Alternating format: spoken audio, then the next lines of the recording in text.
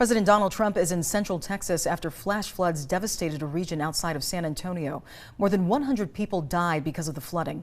27 News Washington correspondent Vinay Simlot joins us live now. And Vinay, tell us a little bit about the president's visit and the federal response. Yeah, Rebecca, the president just left Central Texas after a roundtable with emergency leaders and state leaders. Governor Greg Abbott believes more than 160 people are still missing as emergency managers try to figure out the cause behind this tragedy and how to prevent it from happening in the future. On the ground in Kerrville, Texas, President Donald Trump saw firsthand what happened when heavy rain pushed the Guadalupe River over 3 stories high. I've never seen anything like it. I've seen a lot of bad ones. The force destroyed buildings, including the summer camp, where 27 campers and counselors died. It's really hard to see it.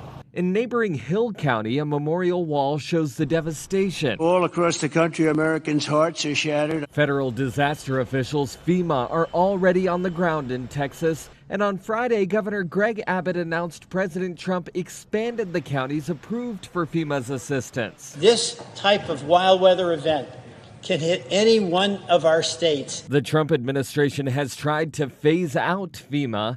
Democrats say the disaster proves why the agency is essential. We can abolish FEMA when we can get an executive order abolishing and banning wild weather events. And local officials say they'll ask the federal government to help with advanced warning systems as lawmakers weigh the cost of trying to prevent another tragedy over the cost of not. Texas ought to be able to deal with this. We're the 8th biggest economy in the world.